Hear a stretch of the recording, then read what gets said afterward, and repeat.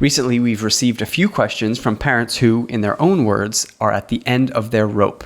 Here are two scenarios. The first, I've been working with occupational therapists, behavioral specialists, and social workers to help my 8-year-old daughter regulate her emotions, and nobody can figure her out. Her outbursts are unpredictable, and she turns to hitting, biting, scratching, and now she's cursing at her friends in the neighborhood. She can't attend school in a regular class setting because it's too much for her, and oftentimes there's safety concerns. She's yanked my hair, called me names, and completely refuses to listen when I try to discipline, and even runs out the front door. It's exhausting, and I don't know how to help her. I'm praying every night and day, filling my mind with good news and scripture. I've anointed my house, had deliverance, and many people praying over her. That's the first situation, and here's the second. We've hit a wall with our 6-year-old son. He's very energetic, rambunctious, and all boy. We've set rules, disciplined, implemented consequences, and everything we've tried, we're met with a smirk, careless attitude, or just indifference. I know Proverbs says that folly is bound up in the heart of a child, and we're trying to determine the difference between direct, defiant behavior and just foolish boy behavior. But we feel at a total, complete loss. We've reached out to our pastor and others seeking advice, and we're just told to be faithful. Discipline doesn't change the heart. He's young and just being a boy. But it's reaching levels where what he is doing is so dangerous that he can hurt himself or others, and we're trying to get through to him before something severe happens. So, Paul, do you have any additional things that these parents can try? They have both asked and said any advice would be appreciated. There is so much to be said about this that it would probably take 2 hours. And I want to do justice to this concern because it's a very, very hard thing for a parent. It's very, very hard when you think you are doing all the things that God says to do and they're not bearing the fruit that you would like to bear. So I want to generalize this first like I usually do and then speak with a little more specificity. Parenting is hard. It's very hard. And there is a reason that it's hard. Because we give birth or bring into our families by adoption or whatever, self-oriented little self-sovereigns. No child comes into the world loving authority. No child comes into the world loving wisdom. No child comes into the world loving obedience. No child comes into the world loving correction. No child.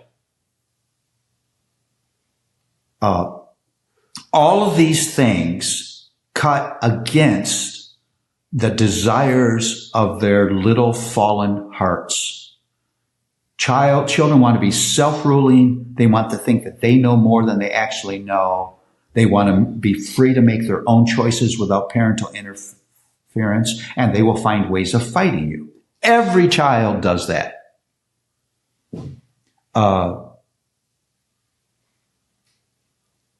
there's an explanation to this in Scripture. It's 2 Corinthians 5:15. It says that Jesus came so that those who live would no longer live for themselves. Paul is saying that the DNA of sin is self-orientation, selfishness. My natural instinct coming into the world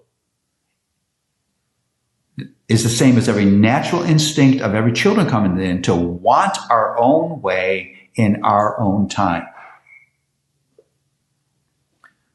So God put parents on earth to rescue a child from himself, with the hope that as you do that over and over and over again, he will eventually see his need for help or her need for help, not just your help, but for God's help, become more willingly submissive and obedient, even when you're not watching. And this requires massive change, not first in this child's behavior, but in the fundamental thoughts and desires of his heart. And it's a kind of change I just think I talk about this every time we do these Ask Paul trips that we can't make.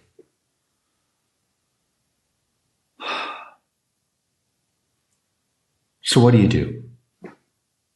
I want to give you 2, 4, 6, 8 words that capture what I think you ought to do. And every one of them is important. First, humility.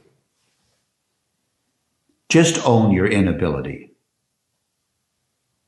Just own that you don't have the independent power to do something that is going to immediately turn a out of control child into a controlled child. And if anybody tells you they have that immediate ability, run. Because they don't have it either. I mean, the bookstores are filled, the websites are filled with with people who tell you they have the key to turn an out of control child into a controlled child. And like my theology professor would say, when you tried to trick him into thinking you knew something that you didn't know, he had a stamp that said, it's baloney no matter how thin you slice it. It's just not true. And so I have to humbly embrace my inability. It's so frustrating because I don't have that independent power to create what I'd like to create. That means be patient. Patience is not passivity. Patience is active. That means just do again and again the good things that God has called you to do. Don't stop doing the good things that God calls you to do. He doesn't tell you that if you do that for 2 weeks, bingo, it's going to happen. Patience requires faithfulness. I get up every morning and I'm committed again to faithfully do what I did the day before. I'm going to be faithful. Now, what happens often to parents is they just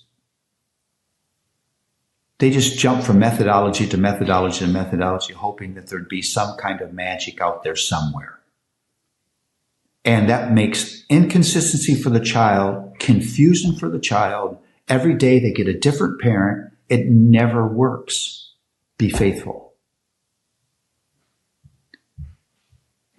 Fourth thing, no matter how out of control your child is, treat that little human being with love.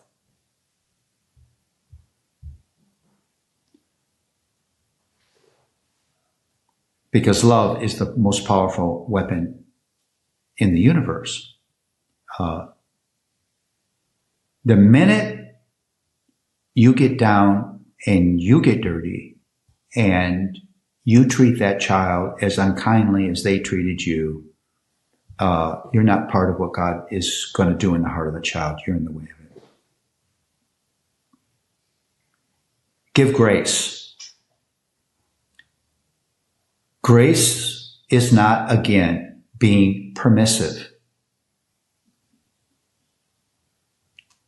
If wrong were not wrong, there would be no need for grace. Grace recognizes wrong, but it doesn't deal with it with harshness or anger or abuse or horrible words that should never be spoken and a child should never hear. Grace means I'm always asking, what is God trying to do in the heart and life of this child, and how can I be part of it? Grace is hard. We know grace is hard because grace took Jesus' death. Grace requires sacrifice.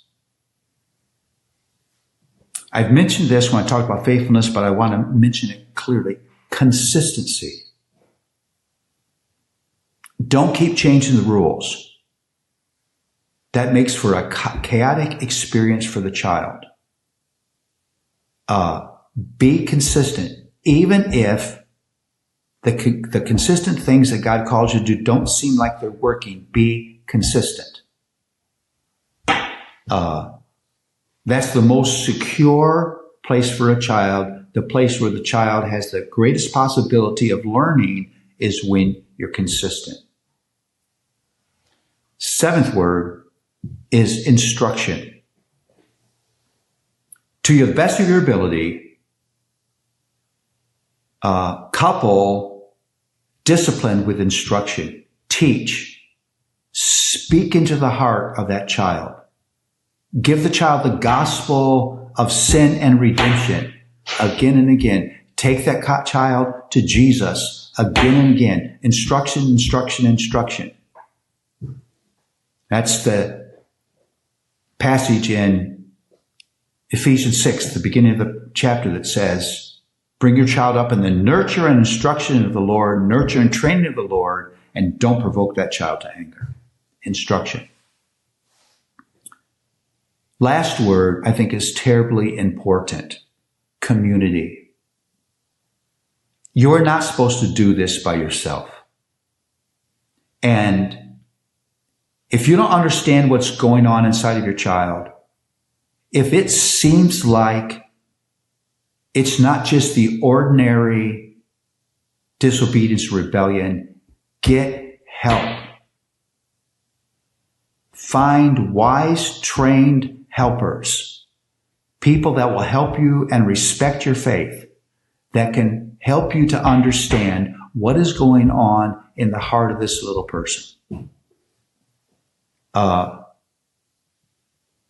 Good parenting needs a community around it. It really is true. It does take a village. And don't be embarrassed. Get help. Run to your church. Get recommendations of people who've been through the same thing. And learn things that you may not know and understand things that you may not understand as you try to bring your child, try to be used of God to bring your child from where they are to where they're going to be. I want to say one other thing. I should have added this as my ninth word. Marshal people who are praying for you. You need prayer. Ask people to pray first thing in the morning. So when you get up, you're surrounded by people who are praying for you because you need prayer. This is hard. And it's very easy as a parent to just to wake up in the morning with dread, wondering what kind of hell am I going to deal with today? Humility, patience, faithfulness, love, grace, consistency, instruction, community, and prayer.